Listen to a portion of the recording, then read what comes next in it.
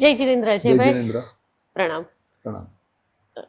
મા સ્વામીની પ્રેરણા સામાયિકના એક વિશિષ્ટ વિશ્વમાં આજે તમારી સાથે સંવાદ કરવાનો છે. અજયભાઈ, એ પહેલા સૌથી પહેલા તમને અભિનંદન આપું કે મા સ્વામીની પ્રેરણા સામાયિક 5મા વર્ષમાં પ્રવેશ્યું અને જે ગયા વખતનો અંક છે અષ્ટાંગ યોગ વિશે, એના વિશે ખૂબ જ સારા પ્રતિભાવ મળી રહ્યા છે ચારે તરફથી. આજે આપણે આટલી એક લાંબી સફર તય કરી છે અને આપ વિચાર કરશો તો આપને ખ્યાલ આવશે કે આ એક એવું સામાયિક છે અજયભાઈ, જેમાં દર વખતે માત્ર એક વિષય લઈને એના પર અલગ અલગ દ્રષ્ટિકોણથી વિચારણા થાય. અત્યારે આપણી ભાષામાં કે અન્ય કોઈ ભાષામાં આ પ્રકારનું સામાયિક હોય એવું મારા ધ્યાનમાં નથી.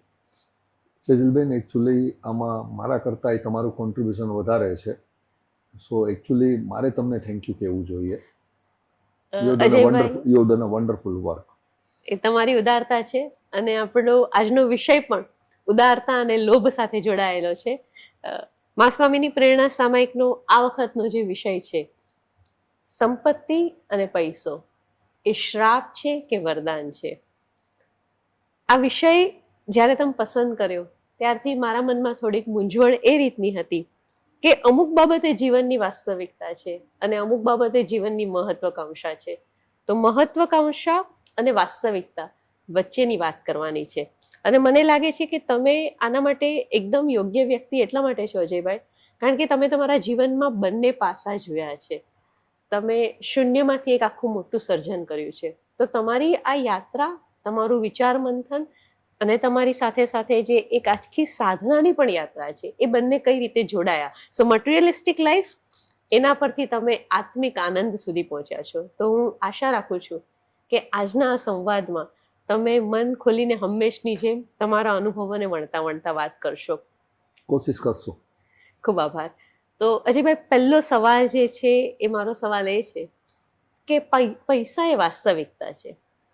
આ વાસ્તવિકતાને તમે જાણો પણ છો. તમારા જીવનમાં જ્યારે તમે પોતે સંકલ્પના કરી હશે યુવા વયમાં કે મારે ધન કમાવવું છે, તો એ જ્યારે સંકલ્પના કરી અને પછી તમે ધન કમાયા, ત્યારે તમારો પુરુષાર્થ શું માત્ર પૈસા પ્રત્યે જ હતો કે ત્યારથી તમારા મનમાં એક હતું કે ના, હું આત્મિક સાધના સાથે પૈસો કમાઈશ? કઈ રીતે તમારી આ જર્ની શરૂ થઈ અજયભાઈ?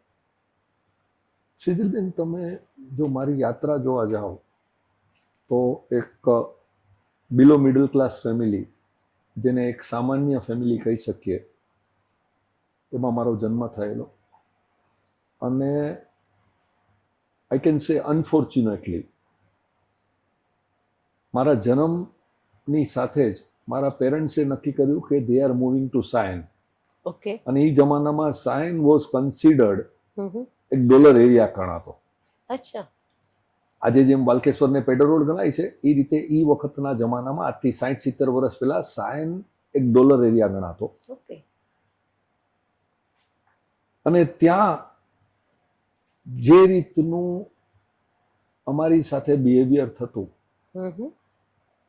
એને કારણે મનમાં એક ગાંઠ વાળી લીધેલી કે યેન કેન પ્રકારે પૈસો તો કમાવો છે.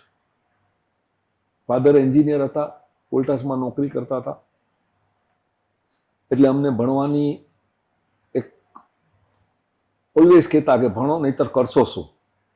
એટલે અમે ભણવાનું શરૂ કર્યું, ભણવામાં મહેનત મૂકી, પણ ગોલ એક જ હતો કે યેન કેન એટલે કે એથિકલી કે અનએથિકલી પણ પૈસો કમાવો છે. ઓકે. મારા નસીબે હું 14 વર્ષનો હતો અને મને ગુરુદેવ આચાર્ય ભગવંત નરેન્દ્ર મુનિ મહારાજ સાહેબ મળી ગયા. એમના આશીર્વાદ મારી પર ઘણા રહ્યા અને એમણે મને ચેન્જ કરવાની ઘણી કોશિશ કરી. એમના આશીર્વાદ થકી જ મારી પાસે જે પણ તમે સમૃદ્ધિ ગણો છો એ બધી આવી. પરંતુ એક વસ્તુ મારામાં જે ચેન્જ નહીં કરી શક્યા એ હતું કે મારા માટે પૈસો એ જ પરમેશ્વર, એના સિવાય બીજું કંઈ જ નહોતું. અને આઈ વોઝ વેરી ક્લિયર કે પૈસો હશે તો દુનિયામાં હું બધાની ખરીદી શકીશ, બધાને ઝુકાવી શકીશ. કારણ કે બચપણ અમે એવું જોયેલું કે આજુબાજુવાળા પાસે સાચી રીતે ખોટી રીતે પૈસો આવતો. એ પૈસાને કારણે અનેક વાર અમને અને અમારા ફેમિલીને અન્યાય થતા અને અમે કાંઈ બોલી નહોતા શકતા. એટલે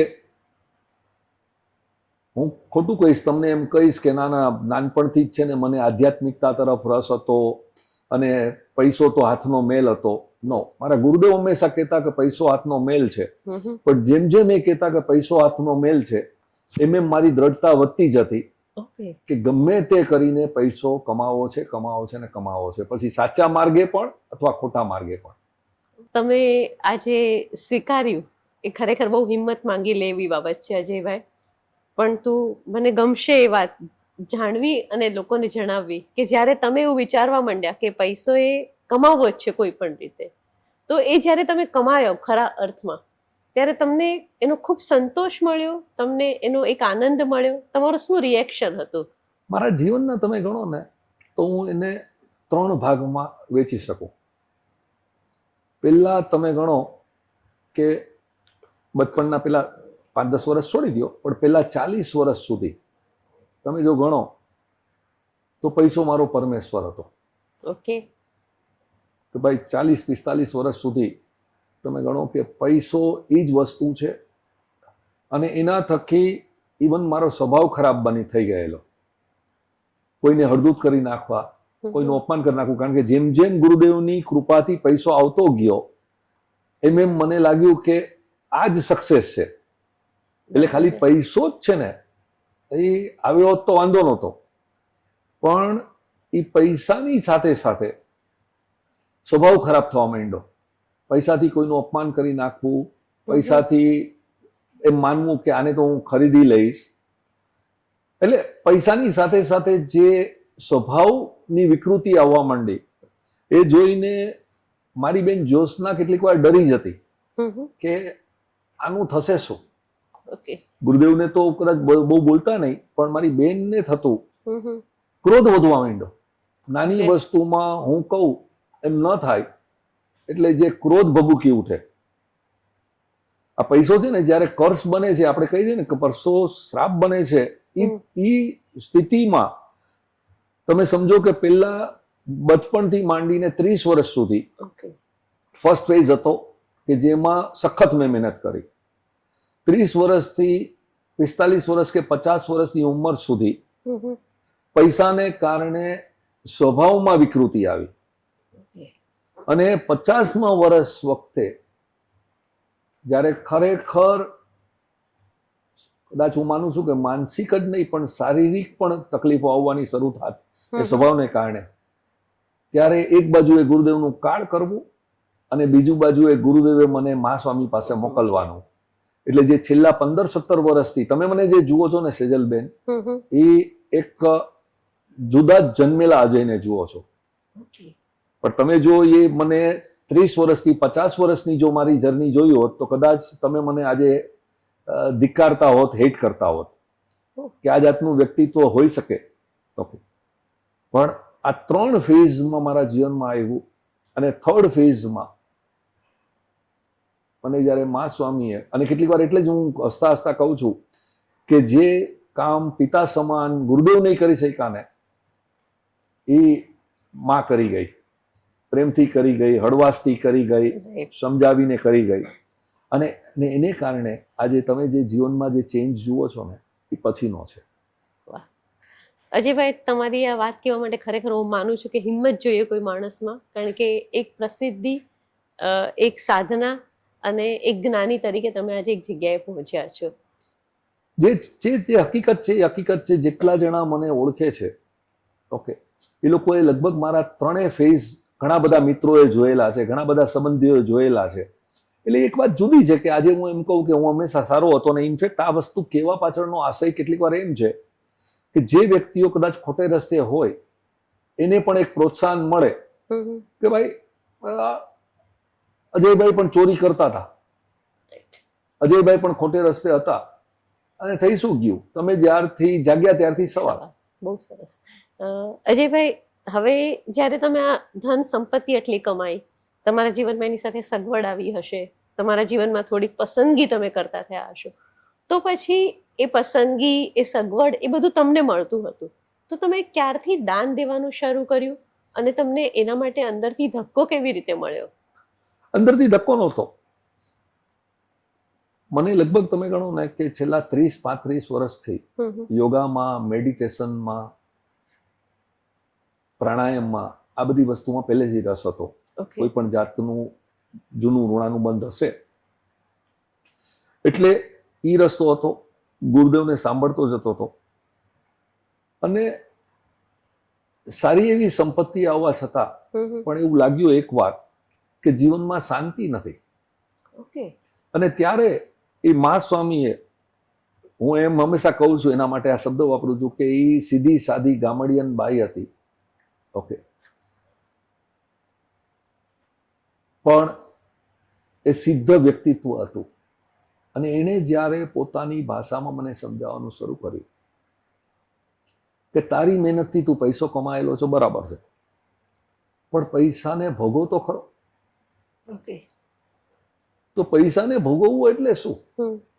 તો આપણી ભાષામાં ત્યારે એમ હતું કે સારું ઘર લ્યો, સારી ગાડી લ્યો, સારું ટ્રાવેલિંગ કરો. એને કીધું કર. આ પહેલા ગુરુ ભગવાન જે મને મળ્યા જીવનમાં, જેણે સાદાઈનું, ત્યાગનું, સંયમનું, અપરિગ્રહની વાત જ નહીં કરી. એને કીધું તારી મહેનતથી તું કમાયેલો છો, તું ભોગવ. પણ ખરેખર ઈ ભોગવતા ભોગવતા તને ખરેખર અવિરત આનંદ આવે છે. એ અવિરત આનંદ મેળવવાની કોશિશ કર. તને ખરેખર શાંતિ મળે છે, જેને આપણે બ્લિસફુલ સ્ટેટ કહીએ, કે પૈસો કમાયા પછી તને બ્લિસફુલ સ્ટેટ મળે છે. અને ધીમે ધીમે ધીમે એ સમજાવટ ચાલુ રાખી. 7.5 વર્ષની એ જર્ની હતી મારી ને એમની, જેમાં હું તમને કહું કે દર અઠવાડિયામાં 4 દિવસ હું એમની સાથે ગોંડલ અને રાજકોટ રહેતો. ઓકે, અને આ જ વાતચીત કરે અને પછી તો એક એ મા દીકરાનો સંબંધ બંધાઈ ગયો. તો એમનું જે કહેવાનું હતું, એક ગોલ્ડન સેન્ટન્સ જે મને ટચ કરી ગયું કે તારા કમાયેલા પૈસાને કાં તો તું વાપર, અથવા જો વાપરી ન શકે તો એ વધારાના પૈસાને કોઈને આપવાનો પણ આનંદ લે. ત્યાંથી દાનની જર્ની શરૂ થઈ. કે છોડીને જવાની તો એ તો મૂર્ખામી છે. તે મહેનત કરી છે, તું પૈસો કમાણો છો, તે સારા કર્મો કર્યા, ખરાબ કર્મો કર્યા, બધું ભૂલી જા. પૈસો તો તારો છે, બરાબર. ઓકે, હવે આ પૈસાને માણીને જા, બેંકમાં કે કોઈના માટે છોડીને નહીં જા. છેલ્લી ઘડીએ એવું થવું જોઈએ કે તારું બેંક બેલેન્સ એકદમ 0 થઈ જવું જોઈએ જ્યારે તું જાય ત્યારે. અને એ સમજાણું કે તું સારામાં સારું ઘર લે, તું સારામાં સારી રીતે ટ્રાવેલિંગ કર, સારી ગાડી લે, બધું જ કર. ઓકે, પછી શું? પછી પણ જો વધારાનો પૈસો હોય તો કદાચ કોકને આપવાનો આનંદ લે. અને પછી છે ને સેજલબેન, જ્યારે તમે કોઈને આપવાનો આનંદ લ્યો છો ને, ત્યારે એ આનંદ એવો અનેરો હોય છે કે એકવાર જો તમને ટચ થઈ જાય, એની અનુભૂતિ થઈ જાય આપવાના આનંદની, પછી એ જર્ની તમારી પોતાની રીતે ચાલુ થઈ જાય છે. પછી તમારે ગુરુ ભગવાનની જરૂર નથી હોતી આપવામાં. ઓકે, અને એ જર્ની ચાલુ થઈ ગઈ કે યસ, મારી પાસે જે વધારાનો છે. એટલે બીના અને હું હંમેશા વિચાર કરીએ કે આપણે જ્યારે જઈએ ને ત્યારે ઓછામાં ઓછું બેંક બેલેન્સ આપણી પાસે રહેવું જોઈએ, કે જેથી છે ને પાછળવાળાને પછી ઓછામાં ઓછા બેલેન્સનું જે કરવું હોય એ કરે. પણ એ જર્ની ચાલુ થઈ ત્યારથી કે આપવાનો પણ આનંદ લે. અને હું તમને કેટલા પ્રસંગો જેમ જેમ આપણે આગળ વધશું એમ કહીશ તમને કે એ જે આપવામાંથી તમે એ નાના માણસની આંખમાં પ્રેમ ભાવ જુઓ, એની અંદર આદર ભાવ જુઓ. એ નાના માણસે તમે 500 રૂપિયા આપો, 500 રૂપિયાની મારા જેવા માણસ માટે શું કિંમત છે, 5000 રૂપિયાની શું કિંમત છે, પણ તમે એને આપો અને એ જ્યારે ખુશીથી ઝૂમીને વાત કરે. હું તમને એક દાખલો આપું. આથી લગભગ 10-12 વર્ષ પહેલા, 15 વર્ષ પહેલા અમે લોકોએ ધારાવીમાં, જે મુંબઈનું, મહારાષ્ટ્રનું કે ઇવન વર્લ્ડનું સૌથી મોટી ઝોપડપટ્ટી ગણાય છે, એમાં વોકેશનલ ટ્રેનિંગનું બધું શરૂ કર્યું કે ભાઈ કોઈને ડ્રાઇવિંગ શીખવાડો, કોઈને પ્લમ્બિંગ શીખવાડો, કોઈને કાર્પેન્ટ્રી શીખવાડો, કોઈને કંઈ પણ શીખવાડો. અને હું વર્ષના વચલે દિવસે ક્યારેક એ ધારાવીમાંથી ચાલતો પાસ થતો નીકળતો હોઉં ત્યારે જે રીતે અજાણ્યા માણસો જેનો મને ફેસ પણ યાદ નથી એ રસ્તા વચ્ચે ઊભા રહી અને હાથ જોડીને મને પ્રેમ આપે અને કોક વાર જો પૂછી લઉં તો એકાદ જણ સાથે મારી વાત થઈ એક ડ્રાઈવરની તો કે સર 15 વર્ષ પહેલા ક્વેસ્ટ ફાઉન્ડેશન થ્રુ હું ડ્રાઇવિંગ શીખેલો આજે મારી પાસે 3 ગાડી છે અને મારો દીકરો ને દીકરી MBA-માં ભણે છે. હવે એની આંખમાં જે તેજ મેં જોયું, બરાબર છે, આ તેજની કિંમત તમે શું ગણો? આપેલા હશે શું હશે ડ્રાઇવિંગ સ્કૂલમાં એને શીખવાડવાના આપ્યા હશે 1500 કે 2000 રૂપિયા, શું આપ્યા હશે? અને શું હતી આપણા માટે કિંમત 1500-2000 ની? પણ એની આંખમાં જે ચમકાટ જોયો મેં કે જાણે કે એ થનગની રહ્યો હતો એની સ્ટોરી કહેવા માટે. ખ્યાલ આવ્યો તમને? એ જે આપવાનો અવિરત આનંદ આવે કે ઘરે આવીને પણ તમે એ વાગોડીએ રાખો, 6 મહિના પછી પણ વાગોડીએ રાખો, એવા કેટલા કિસ્સાઓ જ્યારે લાઈફમાં બનતા જાય ત્યારે લાગે કે યસ, મા સ્વામી જે કહેતા હતા ને કે આપવાનો પણ આનંદ લઈને જા. બહુ સરસ અજયભાઈ. અજયભાઈ, તો પછી મને હવે સીધું એ પ્રશ્ન પૂછવાનું તમને ગમશે કે તમારા માટે પૈસો ધન જે છે એની કિંમત શું છે? એકચ્યુઅલી તમે જો જોવા જાઓ ને તો આપણે કોઈ બધી હિસ્ટ્રીઓ ભૂલી જઈએ છીએ. તમે વિચારો ને તો પૈસાની ઉત્પત્તિ કેવી રીતે થઈ? વર્ષો પહેલા, 500 વર્ષ પહેલા, 1000 વર્ષ પહેલા તો પૈસો નહોતો. ત્યારે એક બાર્ટર સિસ્ટમ હતી, અદલા બદલીની સિસ્ટમ હતી કે હું અનાજ ઉગાડું છું, તમે શાકભાજી ઉગાડો છો, હું તમને અનાજ આપું, તમે મને શાકભાજી આપો અને બેવનું ઘર ચાલે. આ એક સંતોષની દુનિયા હતી. પછી કોઈ બુદ્ધિમાન વ્યક્તિએ નક્કી કર્યું કે આ અદલા બદલીની જે બાર્ટર સિસ્ટમ છે એમાં જો કોઈ મીડિયમ બનાવવામાં આવે તો શું થાય ખબર છે? કે જેને જે માલ વેચવો હોય એ વેચે અને જેને જે માલ લેવો હોય લઈ શકે. એટલે 2 જણ વચ્ચે બાર્ટર સિસ્ટમ થાય. પણ તમારે 200 જણ સાથે કામ કરવું હોય તો તમે શું કરો? એટલે એ બુદ્ધિમાન માણસે મારા હિસાબે પૈસાની શોધ કરી, બાર્ટર સિસ્ટમમાંથી પૈસાની સિસ્ટમ પર આવ્યા. અને એ જ્યાં સુધી બાર્ટર સિસ્ટમ હતી ને ત્યાં સુધી લોભ નહોતો, ત્યાં સુધી સંતોષ હતો.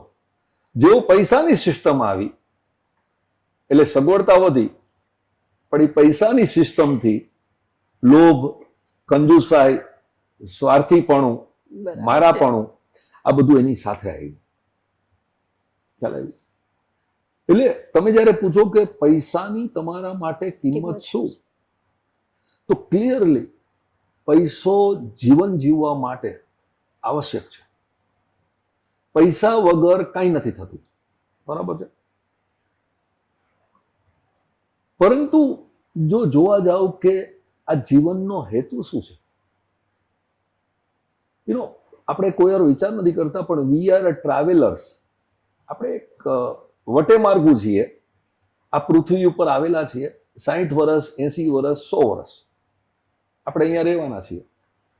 આ બ્રહ્માંડનો એક અંશ છીએ અને અંતે આપણે વયા જવાનું છે, બરાબર છે? તો એ જે 60, 80, 100 વર્ષ મારે જીવવાનું છે એમાં મને પૈસાની જરૂર છે. મારે રહેવા માટે ઘર જોશે, ખાવા માટે વસ્તુ જોશે, પૈસાની જરૂર છે. અને પૈસા વગર કશું પોસિબલ નથી. પરંતુ એ પૈસો જો મારો સ્વામી બની જાય, મારો માલિક બની જાય, તો શું થાય છે ખબર છે? કે એ પૈસો મજા મારી લે છે, હું પૈસાની મજા નથી લેતો. અને એ વસ્તુ જ્યારે મને મા સ્વામીએ સમજાવી કે પૈસાનો ઉપયોગ કરો, પણ પૈસાને તારો ઉપયોગ નહીં કરવા દે. અને જ્યારે આપણે લોભ કરીએ છીએ, જ્યારે આપણે કંજૂસ બનીએ છીએ, ત્યારે એટલું ધ્યાન રાખજો કે પૈસો આપણો માલિક બની જાય છે. હાઈ પૈસો, હાઈ પૈસો, હાઈ પૈસો.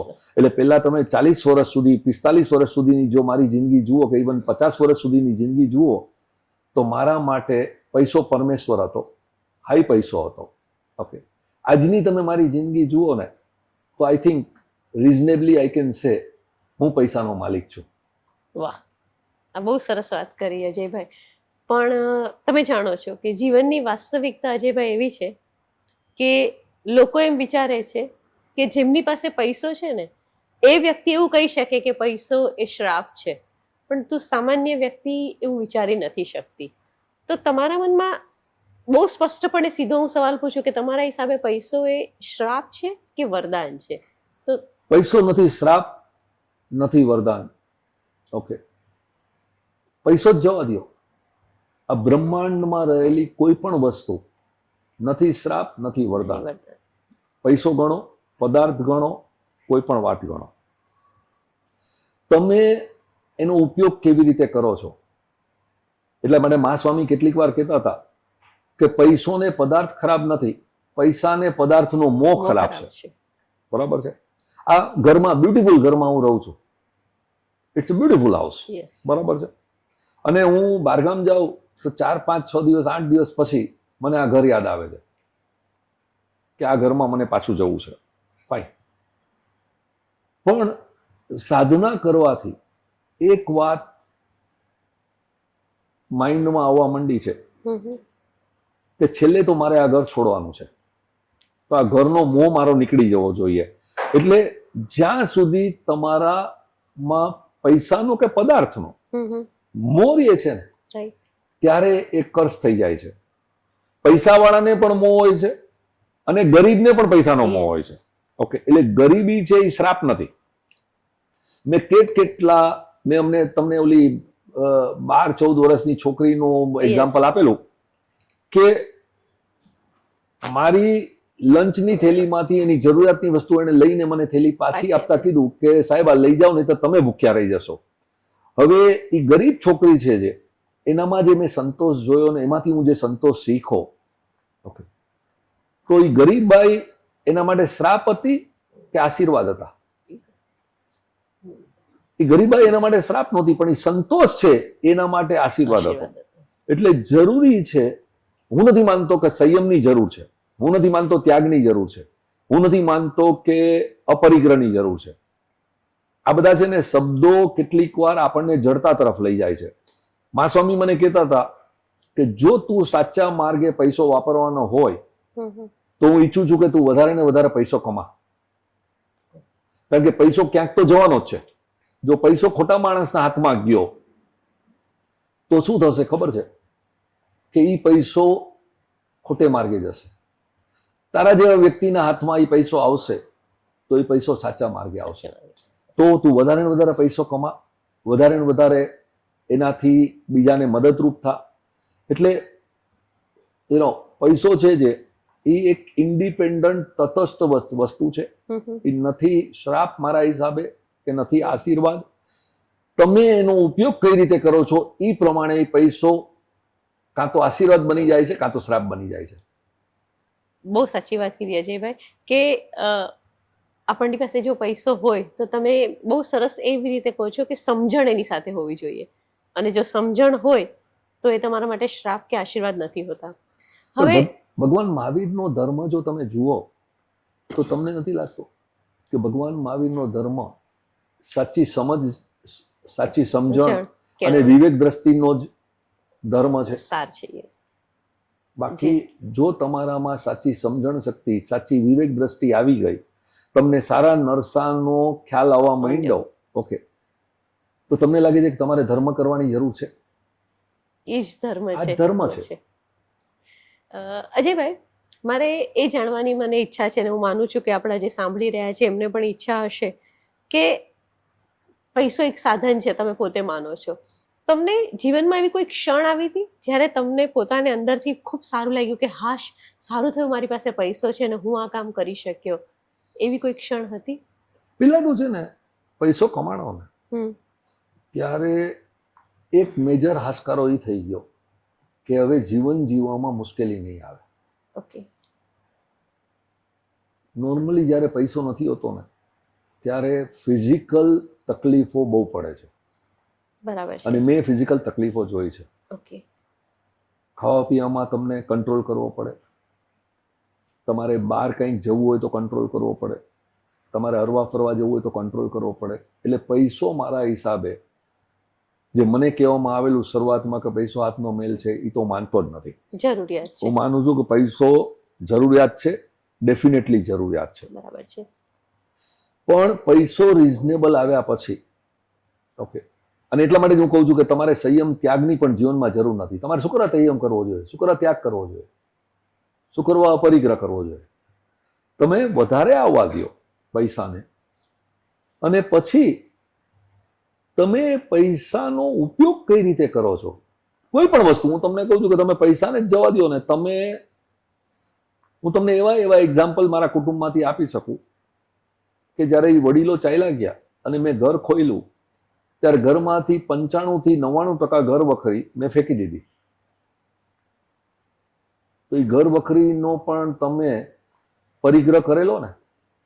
અને આપણામાં ત્યારે હતું કે સંઘર્યો સાપ પણ કામ લાગે. તો તમે વિચાર કરો કે એ પૈસો નહોતો, એની તો કોઈ કિંમત જ નહોતી, કચરો હતો.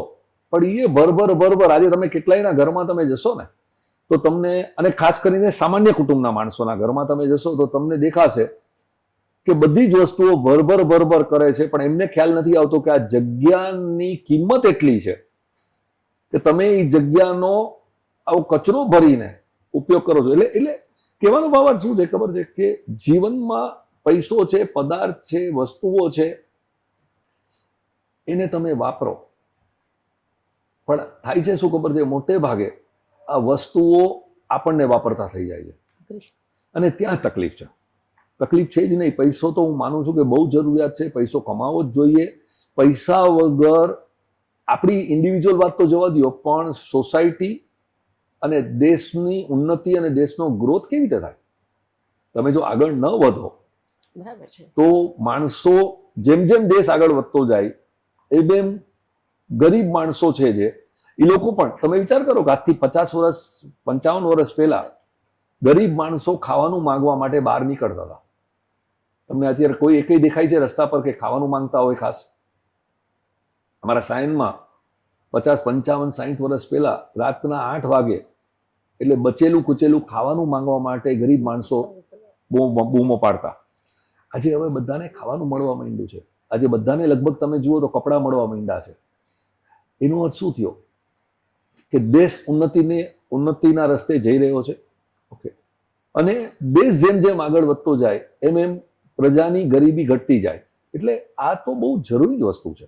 જી અજયભાઈ, આવશ્યકતા તો છે જ, પણ ઘણા બધા લોકો એ પૈસા કમાયા પછી એના મોહમાં પડી જતા હોય છે. તમારા જીવનમાં માસ્વામી આવ્યા અને તમે દાન તરફ વળ્યા, તો તમે જે કરેલા અનેક દાનના પ્રોજેક્ટ છે, મને લાગે છે કે ઘણા બધા તમે મુંબઈ, રાજકોટ, ગુજરાતમાં અને અન્ય પણ જગ્યાએ તમે અનેક દાનના પ્રોજેક્ટ કર્યા છે.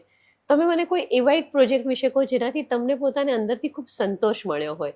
કે પેલા તો છે ને, આ શબ્દો ચેરિટી ને દાન સમાવ મને ક્યારેય ગમ્યા નથી. બરાબર છે. કારણ કે તમે જ્યારે કહો છો કે હું દાન આપું છું, એનો અર્થ છે કે તમે બીજા પર ઉપકાર કરો છો. ઓકે, કુદરતનું છે ને, તમે કુદરતને પાછું આપો છો, તો તમે આપવા વાળા કોણ? મા સ્વામી મને હંમેશા કહેતા હતા, તું આપવા વાળો કોણ? તારું છે શું? તારું હતું શું? એટલે પહેલી વસ્તુ તો એવી છે. આઈ થિંક મને જે એક પ્રોજેક્ટ જેમાંથી સૌથી વધારે આનંદ આવેલો છે એ છે વોકેશનલ ટ્રેનિંગનો. નાના માણસોને તમે છે ને, મોટા માણસને કોઈક ડોક્ટર બનાવી શકો, એન્જિનિયર બનાવી શકો, MBA બનાવી શકો, કેટલાને બનાવી શકો? 1 2 4 ને. એટલે અત્યારે આપણે અંબીવેલીમાં જે પ્રોજેક્ટ કરેલો છે, તમે જુઓ કે 75 સ્ટુડન્ટને આપણે ઇંગ્લિશ મીડિયમ સ્કૂલમાં મરાઠીમાંથી ટ્રાન્સફર કર્યા. મને શું દેખાય છે ખબર છે કે 75 માંથી કદાચ 2 4 5 વધુમાં વધુ ઇવન ગ્રેજ્યુએટ સુધી પહોંચી શકશે. બાકી બધા 10મી 11મી 12મી માંથી ઉઠી જવાના છે. ઓકે, એટલે 70 જણા એ થઈ જશે, ઉઠી જશે.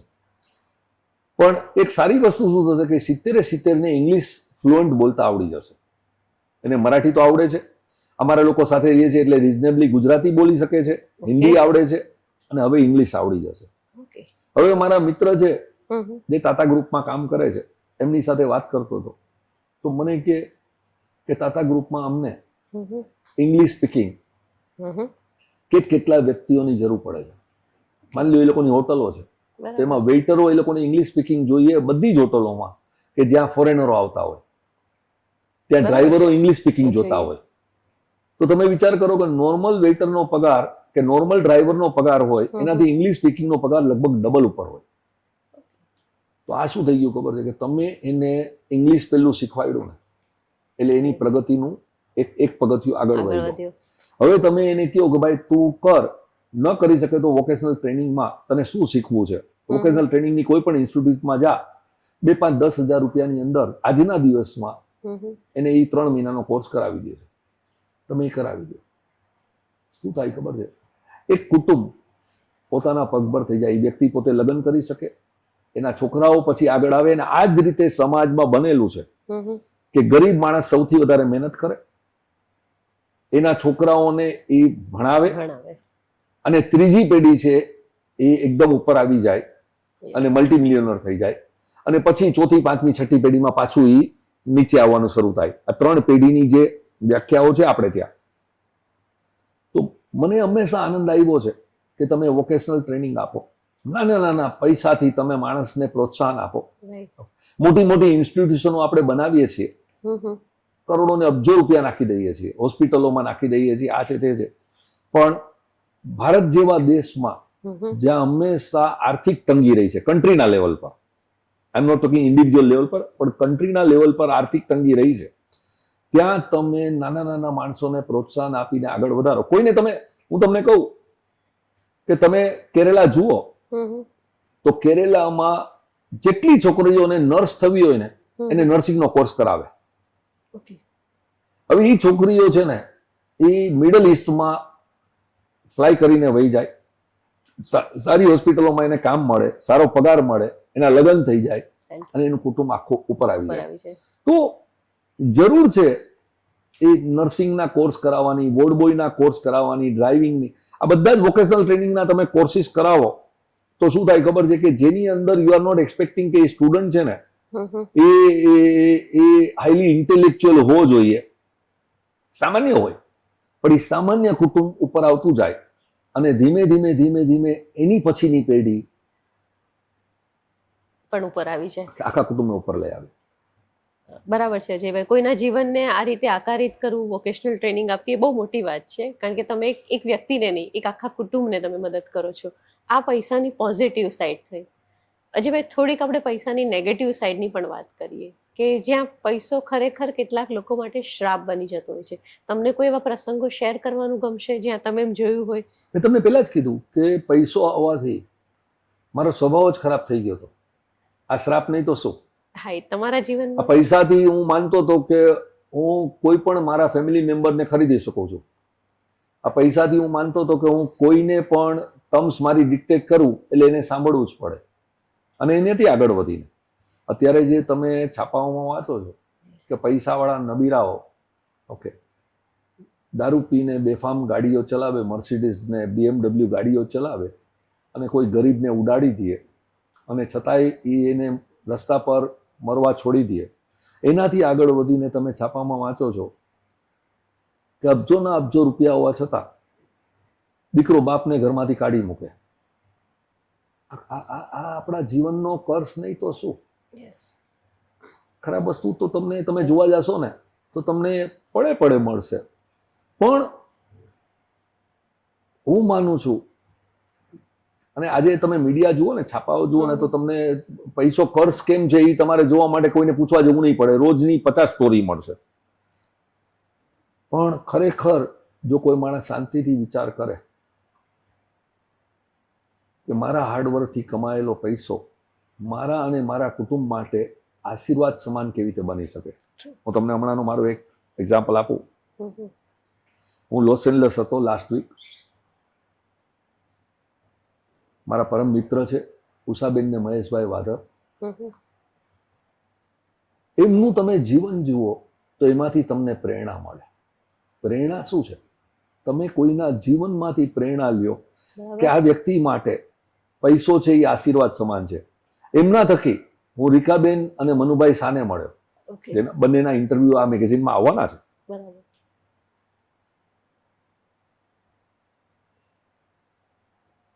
મલ્ટી બિલિયનર હોવા છતાં એ કપલ ની તમે જે સાદાઈ જુઓ, સાદગી જુઓ,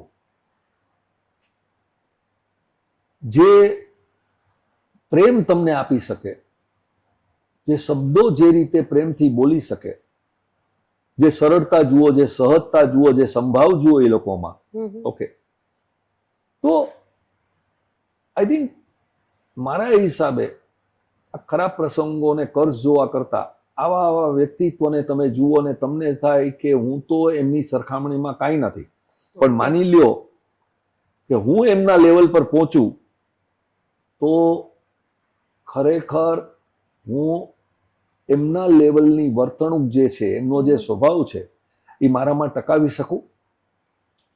કેટલીક વાર શું થાય છે ખબર છે, તમે માનો કે ન માનો, પણ બ્રહ્માંડમાં દરેક વસ્તુ છે ને એ એક એનર્જી છે, પાવર છે.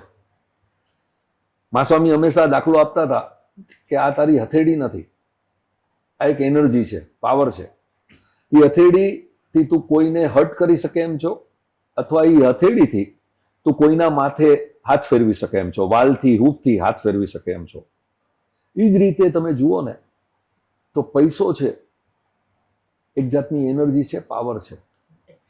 ઇટ ઇઝ અપ ટુ અસ કે આપણે એનો કઈ રીતે ઉપયોગ કરી શકીએ. પણ આવા વ્યક્તિત્વને જ્યારે તમે મળો ને તમે જ્યારે એનું જીવન જુઓ,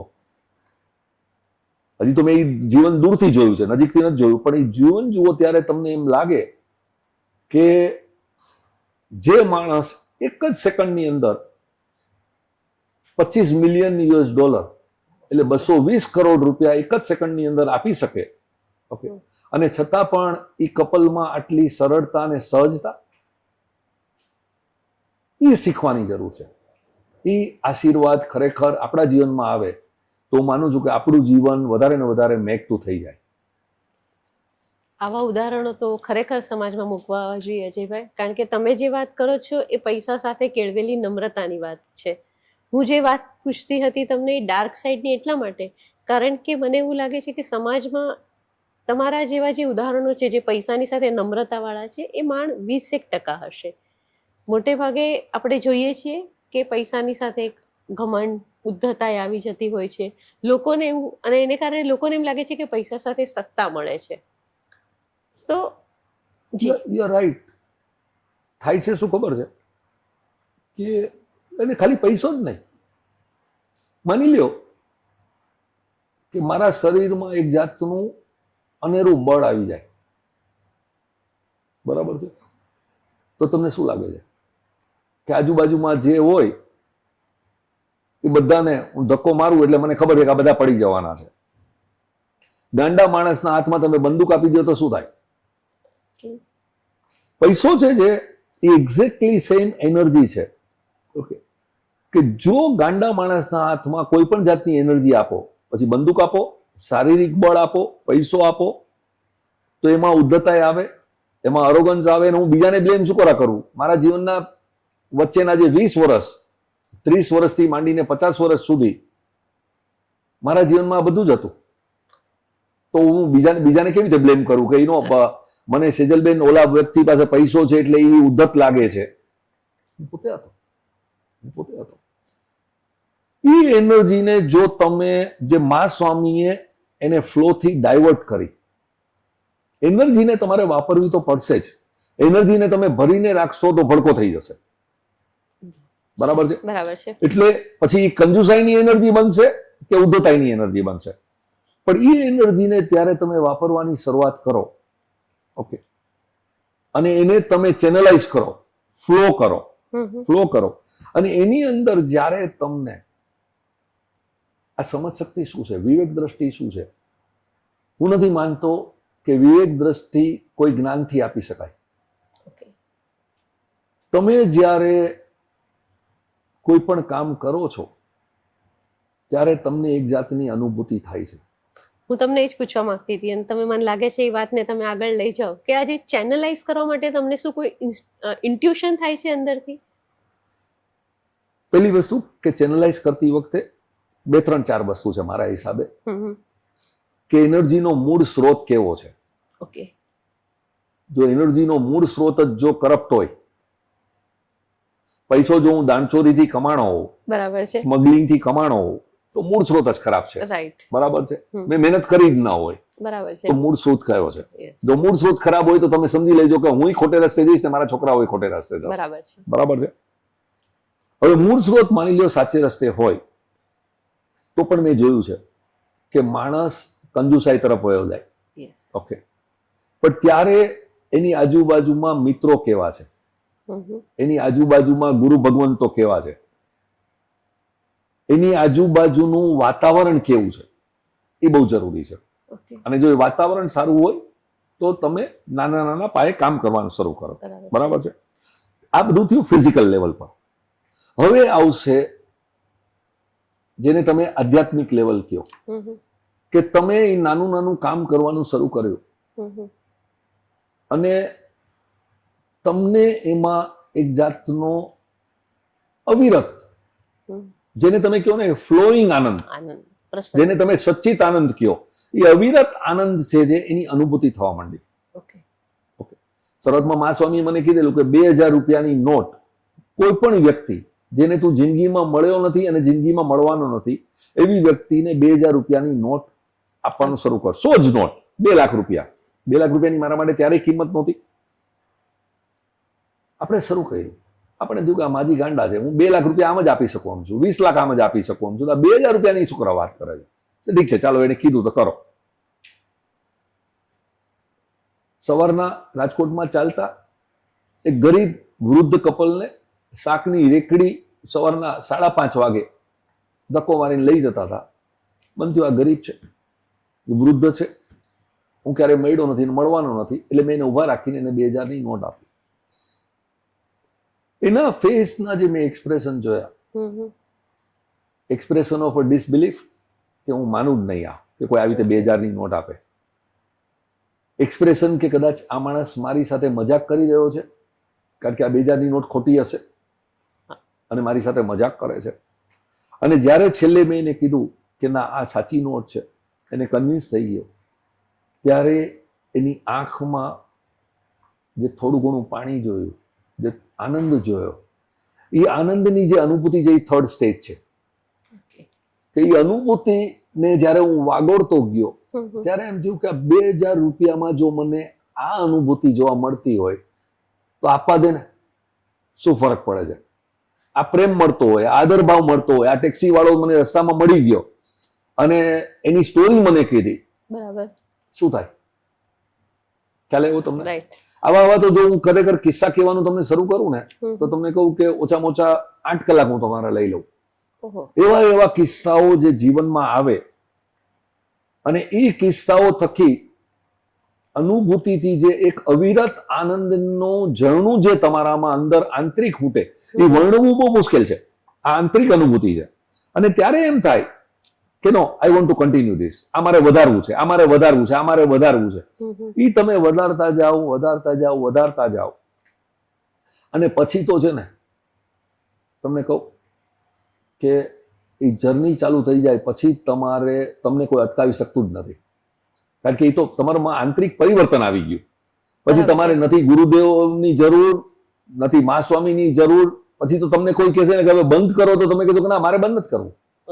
કારણ કે આ વધારાના પૈસા થકી આ જાતનો જો આનંદ, આ જાતનો પ્રેમ, આ જાતનો આદરભાવ જો મને મળતો હોય, બરાબર છે, તો આ પૈસાની કોઈ કિંમત જ નથી. અહીંયા ખાલી એટલું પૂછવાનું મને મન થાય કે કોઈક માણસ છે જેને 60 વર્ષ સુધી ખૂબ કમાયો છે, હવે એને કમાવાનું બંધ કરી દીધું અને એની પાસે ભરપૂર પૈસો છે, અજયભાઈ, એ વાપરવાનું શરૂ કરે છે તમારી જેમ, તો એ માણસને ક્યારેય અસલામતીનો ભાવ નહીં આવે? તમને એવું નથી લાગતું? તમે જ્યારે આપવાનું શરૂ કરો છો ને, ત્યારે તમે આપો છો શેની માટે પેલા નક્કી કરો. શરૂઆત થાય છે આપવાની નામથી, રાઈટ, કે મારું નામ સારું થશે, વાંધો નહીં, હું માગું છું કે ભલે નામ ખાતર માણસ પૈસા આપતો હોય તો એને આપવા દો, બરાબર છે. ધીમે ધીમે ધીમે તમે જ્યારે આપવા માંડો છો ને ત્યારે 2 પલડા ભેગા થાય છે. એક તમે કીધું એમ અસલામતીનું પલડું અને બીજું છે સંતોષનું પલડું. આ 2 વસ્તુ થવાની છે, બરાબર છે. તમે જુઓ ને તો કેટલીક વાર તમે વિચાર કરજો કે મહાવીર સ્વામીનો જે મોટામાં મોટો પ્રિન્સિપલ છે મોક્ષ માર્ગનો, એ છે સાક્ષી ભાવ. કે જેની અંદર તમે જુઓ જાણો પણ ભળો નહીં. તમે સાક્ષી બનો, તટસ્થ બનો, દ્રષ્ટા Yes. બનો અને તમે જોયે રાખો. તમે જો ખરેખર આ દાનની પ્રક્રિયામાં સાક્ષી ભાવથી જો જોયે રાખશો ને હમ. તો એ સંતોષનો ગુણ તમારા જીવનમાં આવવામાં વાર નહીં લાગે. અને એકવાર સંતોષ આવી ગયો ને પછી અસલામતી નથી. તમે એક મને કહો સેજલબેન, મોટા ભાગના માણસો નું જીવન ખરાબ શું કરવા હોય છે ખબર છે? જીવન ખરાબ શું કરવા હોય છે? શારીરિક રીતે નથી ખરાબ હોતું, માનસિક રીતે ખરાબ હોય છે. અને માનસિક રીતે ખરાબ હોય છે કારણ કે એમને ડર અને ભયની અસલામતી હોય છે, અસંતોષ હોય છે. બરાબર છે? એને જ્યારે ખબર પડે કે હું કાલે વયો ગયો તો આ પૈસો છે ને એનો પણ મને મોહ ઘટી ગયો. પૈસાના મોહ પછી ધીમે ધીમે તમે જોશો ને તો જો એકવાર પૈસાનો મોહ ઘટી જાય તો તમને પદાર્થનો મોહ ઘટવાનું શરૂ થશે. અને પૈસા અને પદાર્થનો મોહ ઘટવા માંડશે ને એટલે યાદ રાખજો કે તમને શરીરનો મોહ પણ ઘટવાનો શરૂ થશે. અને જો શરીરનો મોહ તમને ઘટી ગયો તો કઈ જાતની અસલામતી રહે? કઈ જાતનો ભય રહે, ડર રહે? હવે આ વસ્તુ જો તમારે બાય કરવાની આવે કે તમારા જીવનમાંથી સંપૂર્ણપણે પૈસાનો, પદાર્થનો અને શરીરનો મોહ, ડર તમારે કાઢી નાખવાનો છે. જેને આપણા જૈન ધર્મમાં ભેદ જ્ઞાન કહે છે કે જીવ તત્વ અને શરીર વચ્ચેનું જે ડિફરન્સ છે એ ભેદ જ્ઞાન છે. તો એ જ્યારે તમને થવા માંડે ત્યારે તમને કહું સેજલબેન, એ જો તમે ડિક્લેર કરો ને કે તમારો ભય અને ડર અમે કાઢી શકીએ છીએ, તો તમને કહું કે કરોડપતિ માણસ પોતાની 75% સંપત્તિ આપી દેવા તૈયાર થઈ જાય. પણ તમે એને કહેશો ભાઈ તું ખાલી 1% સંપત્તિ આપીને આ તું મેળવી લે, તો એ પ્રયોગ કેટલીક વાર કરવા તૈયાર નથી હોતો. પણ આ પ્રયોગ આ જ છે કે તમે જે આપો છો એ દાન નથી આપતા, એ ચેરિટી નથી આપતા. તમે જે આપો છો એના થકી તમે એનાથી અનેક ગણું તમે મેળવો છો. તમારી પોતાના સંતોષ મેળવો છો, તમારી પોતાની સલામતી મેળવો છો, તમારો પોતાનામાં અભયતા તમે કેળવો છો અને નિડરતા તમારામાં આવે છે. આ અભયતા, નિડરતા તમને કોઈ પણ પૈસા આપવા મળે નહીં. સાચી વાત છે અજયભાઈ કે આ મોહ જે છે ને એ મોહ છૂટતો નથી હોતો માણસથી, પણ આ નિડરતા અને અભયતા મળે એ બહુ જ સારો માર્ગ છે. તમને ક્યારે પણ અજયભાઈ કોઈ જગ્યાએ તમારો પૈસો વહેંચવાથી, કારણ કે દાન શબ્દ તમને નથી ગમતો એટલે હું તમે જે આપો છો અન્યને વહેંચો છો એને કારણે અફસોસ થયો છે ખરો કે મારે આ નહોતું આપવું જોઈતું? મા સ્વામી એક પ્રિન્સિપલ જે સમજાવેલો છે ને એ બહુ હંમેશા મને કામ લાગ્યો છે કે આપવા વાળો તું કોણ? તારું હતું શું? એટલે તમે વહેંચો છો તો પણ વેચો છો, તારું હતું શું? મારું પોતાનું જ શું છે તો હું વેચું? મારું પોતાનું શું છે હું વેચું? માની લ્યો કે નાનપણમાં કોઈક પૈસાવાળો માણસ મને મળી ગયો હોત અને એને મને કીધું હોત કે હું તને ભણાવું અને આપણે પાર્ટનરશિપ કરીએ, તો આજે શું હોત ખબર છે તમને? કે મારી સંપત્તિમાંથી 95% થી 97% પાર્ટનરશિપ એની હોત, મારી પાસે તો 2 કે 3% બચી હોત. એટલે જ્યારે એ છેલ્લે એ આપવાનો ભાવ પણ છૂટી જાય કે કોણ આપવા વાળો? આ તો શું છે, જેમ હું તમને કહું ને સેજલબેન કે સેજલબેન જરા ઓલો પાણીનો ગ્લાસ છે તમે આપો ને, તમને જો વાંધો ન હોય તો તમારી બાજુમાં પડ્યો છે એટલે તો તમે શું કરો છો ખબર છે? એ ઉપાડીને મને આપી દો. બરાબર છે? એમાં તમને દાન કે ચેરિટીની ભાવના આવે છે? ફક્ત અજયભાઈ કીધું એટલે પાણીનો ગ્લાસ ત્યાં પડેલો તો આપી દો. એ જ રીતે કુદરતે મને સંપત્તિ અહીંયા આપી છે, એ સંપત્તિ ઉપાડીને હું અહીંયા આગળ આપી દઉં છું અને એ સંપત્તિ છૂટી, હું છૂટો ને ઓલો માણસ છૂટો, મારે કાંઈ લેવા દેવા નહીં. સરસ.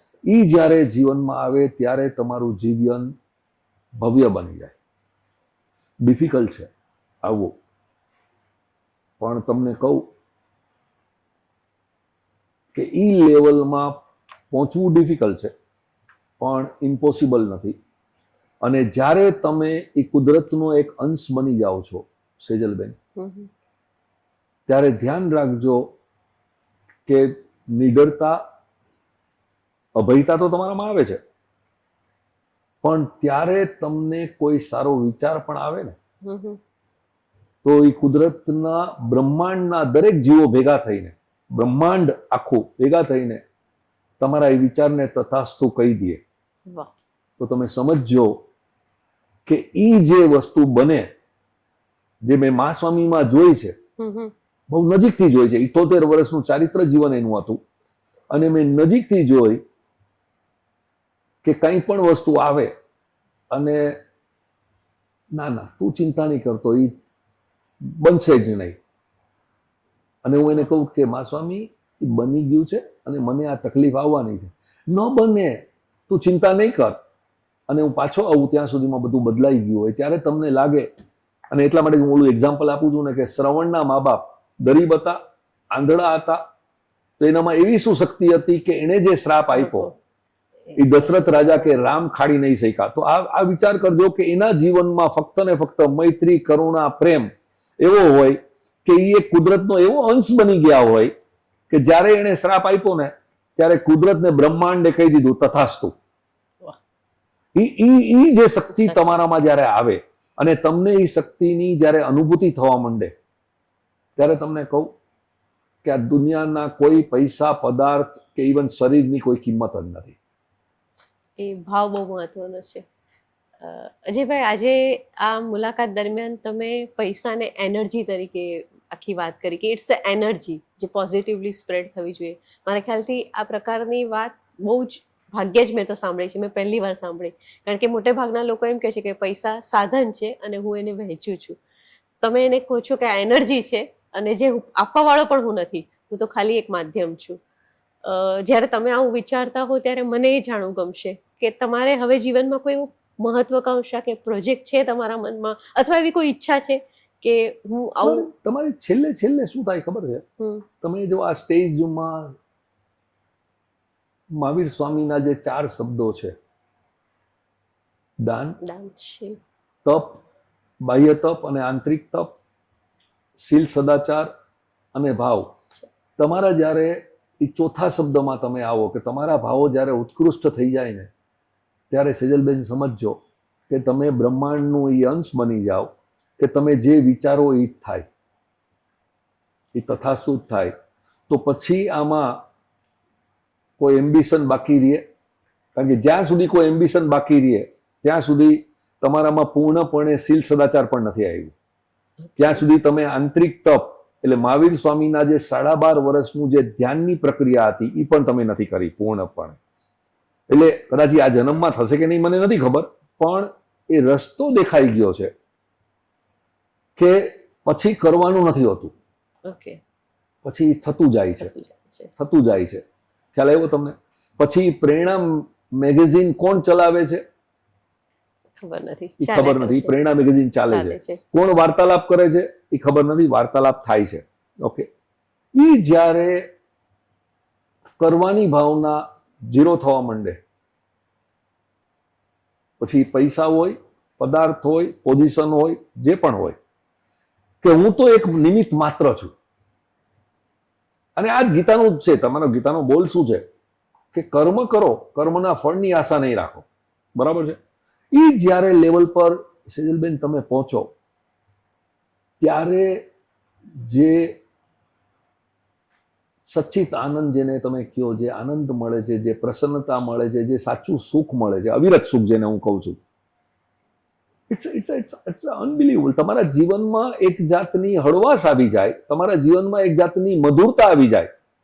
એક તમારું જીવન છે ને આખું સંગીતમય થઈ જાય. તમારું જીવન છે ને, ઓશો જે કહેતા હતા ને એ કદાચ એની કહેવાની પદ્ધતિ કદાચ ખોટી હતી, પણ તમે જોવા જાઓ તો આ લેવલ પર તમે આગળ વધો એટલે તમારા જીવનમાં સંગીત આવે, તમારા જીવનમાં ડાન્સ આવે, નૃત્ય આવે. એક તમારું જીવન છે ને એક સંગીતમય થઈ જાય, એક નૃત્યમય થઈ જાય. અને એટલા માટે જ કેટલીક વાર મા સ્વામી મને છેલ્લે કહેતા હતા કે જીવનમાં ધર્મની જરૂર નથી. બહુ ગુડ વાક્ય છે, શાંતિથી સાંભળજો. જીવનમાં ધર્મની જરૂર નથી. ધર્મ પણ એક સાધન છે. જીવનને ધર્મમય બનાવવાની જરૂર છે. જીવનને કુદરતમય બનાવવાની જરૂર છે. જ્યારે તમે એ કુદરતના લયમાં આવી જાઓ છો, જ્યારે તમે એ કુદરતના પ્રેમમાં, કુદરતના કરુણામાં, કુદરતના અંશમાં, કે જ્યારે એક જીવ બીજા જીવથી જુદો નથી. મારો આત્મા કીડીને મકોડાના હાથમાંથી જુદો નથી, ત્યારે તમે ઉત્કૃષ્ટ અહિંસાની ભાષા સમજો છો. ઉત્કૃષ્ટ અહિંસાની ભાવના શું છે કે મારે એને મારવાનું તો નથી, પણ મારે એને જીવાડવાનું છે. આ ઉત્કૃષ્ટ ભાવના છે. એ લેવલ પર જ્યારે તમે પહોંચો ત્યારે તમે કુદરતનો અંશ બની જાઓ. પછી મને કહો કે કરવાવાળું કોણ? અજયભાઈ, તમારી આ વાત સાંભળીને મને પણ એમ લાગે છે કે આ ભાવ જો સાચે આખી સૃષ્ટિમાં પ્રસરી જાય તો એક આખું આનંદનું વાતાવરણ નિર્માણ થશે. બસ આપણે ઇન્ટરવ્યૂના અંતિમ તબક્કે જ્યારે છીએ ત્યારે મારે તમને એક વાત ખાસ પૂછવી છે કે ઘણા યુવાન, અને હું ઈચ્છું છું કે આ વાત તમે કહો સૌને, કે ઘણા યુવાનો અજયભાઈ આજે પણ પૈસા ન મળવાને કારણે હતાશ થઈ જાય છે. એ લોકોને અંદર એક બેચેની આવી જાય છે. તો તમે સામાન્ય રીતે આ વાત પસંદ નથી કરતા, પણ હું તમને ઇન્સિસ્ટ કરું છું કે તમે એમને એવું કહો કે આ જીવન ખોટી દિશામાં જઈ રહ્યું છે આ પ્રકારની બેચેનીથી. તો આપણે ત્યાં છે ને, ધર્મ શબ્દ બરાબર રીતે સમજાવવામાં નથી આવ્યો. પ્રશ્ન એ છે કે આપણને જીવન મળેલું છે,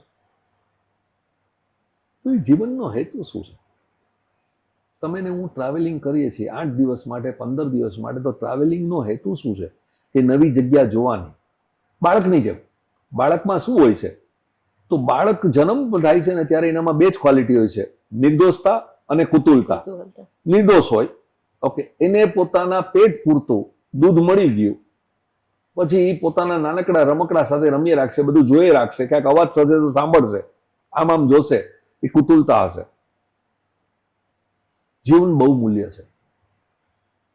અનફોર્ચ્યુનેટલી બાળકને આપણે કમ્પેરિઝન અને કોમ્પિટિશન, સરખામણી, તમે કમ્પેરિઝનમાં લઈ જાઓ, તમે એને કોમ્પિટિશન, સ્પર્ધામાં તમે એને લઈ જાઓ છો. એને કારણે શું થાય છે ખબર છે? એને કારણે એ બાળક જ્યારે મોટું થાય છે ને ત્યારે એ ડિપ્રેશનમાં જાય છે. પણ જો એ બાળક નિર્દોષ જ રહે, એ કુતૂહલતાથી બધું જોઈ રાખે, બધું માણીએ રાખે, પછી એની પાસે પૈસો હોય કે ન હોય, હા, એટલો પૈસો જરૂરી છે કે જેથી એનું પેટ ભરેલું રહે. ખ્યાલ આવ્યો તમને? તો મેં કેટલા સંતોષી કુટુંબને જોયા છે કે જે તમે ગણો કે એક રૂમમાં કુટુંબના 6 સભ્યો રહેતા હોય અને કદાચ એ અબજોપતિ કરતા વધારે સુખી હોય, એ અબજોપતિ કરતા વધારે રાતના એ 2 ગાડલામાં 4 મેમ્બરો સૂતા હોય, અને છતાંય ખલખલાટ હસતા હોય, એકબીજાના પગ ખેંચતા હોય, એકબીજાને મજાક કરતા હોય, અને એ હસતા ખીલતા એ ક્યારે સૂઈ જાય, સવારના ઉઠીને પાછા કામે લાગી જાય. એવા જ્યારે કુટુંબોને હું જોઉં ત્યારે મને એમ લાગે કે યસ, પૈસો જરૂરી છે, રિઝનેબલ પૈસો જરૂરી છે, પરંતુ જ્યારે અતિમાં, કોઈ પણ વસ્તુની અતિમાં આપણે જઈએ છીએ, પૈસો હોય, પદાર્થ હોય, ખોરાક હોય, તો દરેક વસ્તુમાં જો મોડરેટ રહીએ તો મારું માનવું છે કે બીજાનું શું થાય, સમાજનું શું થાય, દેશનું શું થાય, એ આપણા હાથમાં નથી, પણ ડેફિનેટલી આપણા જીવનમાં શું થાય. અને એ કોમ્પિટિશન ને કમ્પેરિઝનમાંથી જો યંગ જનરેશન રિઝનેબલી બહાર આવી જાય કે yes, we want to be happy, અને હું માનું છું કે કદાચ આપણા વડીલો કરતા youngsters are much better off today. ભલે દુનિયા ગમે તે કહે, હું ઇન્ડિયામાં ને અમેરિકાના યંગસ્ટરોને મળું છું ત્યારે મને લાગે છે કે એ લોકોમાં દંભ નથી, એ લોકોમાં આરમ સમારમ નથી. ઓકે, એ લોકો ડ્રિંક્સ લેતા હોય ને તો કહી દે છે કે yes uncle, we take once in a while, અમે આલ્કોહોલ લઈએ છીએ. આપણા વડીલો છે એ આલ્કોહોલ લેતા હશે તો પણ છે ને બહાર એમ કહેશે કે હું કાંદા બટેટા નથી ખાતો. એટલે જ્યાં દંભ અને આરમ સમારમ હોય છે ને ત્યાં ચેન્જ થવું મુશ્કેલ છે. જ્યાં તમારે દંભ અને આરમ સમારમ ન હોય ને ત્યાં તમે જુઓ તો એ માણસમાં ચેન્જ જલ્દી આવી જાય છે. એટલે મારું માનવું છે કે યંગર જનરેશનમાં યસ, આપણે સુસાઇડના કેસીસ સાંભળીએ છીએ, ડિપ્રેશન સાંભળીએ છીએ, પણ માય ગટ ફિલિંગ ઇઝ કે જો એમને સરખી રીતે જો થોડું ઘણું માર્ગદર્શન કે ગાઈડન્સ આપવામાં આવે, ઓકે, તો દેટ જનરેશન ખરેખર દે વિલ સાઇન આઉટ. અને પ્રોબેબલી હું હંમેશા હોપફુલ રહેલો છું કે જો મારા જીવનમાં ચેન્જ આવી શકે તો હું તો હંમેશા કહું છું કે જો મારા જીવનમાં ચેન્જ આવી શકે તો દુનિયામાં બધાના જીવનમાં ચેન્જ આવી શકે. બહુ સાચી વાત છે કે તમારા જીવનમાં તમે હંમેશા એક ખુલ્લું કિતાબની જેમ જીવ્યા છો અને તમે શેર પણ કર્યું છે. અને હું આશા રાખું કે આ વાત સૌ સુધી પહોંચે, કારણ કે પૈસાને એનર્જી કેવી, પૈસાને માત્ર હું એક માધ્યમ બનીને આપું છું કે એવી કહેનારી વ્યક્તિઓ ભાગ્યે જ કોઈ છે, અને તમે એમાં એક છો અજયભાઈ. આજે તમારી સાથે આ વાત કરીને ખરેખર ખૂબ સારું એટલા માટે લાગ્યું, કારણ કે મને એવું હતું કે તમે ખાલી થિયરીની વાત કરશો કે સેજલબેન આવું ન વિચારો, પણ તમે બહુ જ પ્રેક્ટિકલ બેઝ પર વાત કરી છે આજે. તમારે આમાં કંઈ જો ઉમેરવું હોય તો. આઈ થિંક આ પ્રેરણા પણ એક માધ્યમ છે. માધ્યમ થકી જે મારા જીવનમાં હું શીખ્યો છું એ કદાચ હું માનું છું કે એક જાતનું દેવું છે મારી ઉપર. એ દેવું ચૂકવવાની આ કોશિશ કરીએ છીએ, અને ઓપન ખુલ્લી કિતાબની જેમ આ કોશિશ કરીએ છીએ. અને હું માનું છું કે આમાંથી ફૂલ લઈને ફૂલની પાખડી થકી કોઈના જીવનમાં મધુરતા આવશે, કોઈનું જીવન મેઘતું થશે. બસ એ જ અભ્યર્થના. બહુ સરસ. ખૂબ આભાર અજયભાઈ આપનો.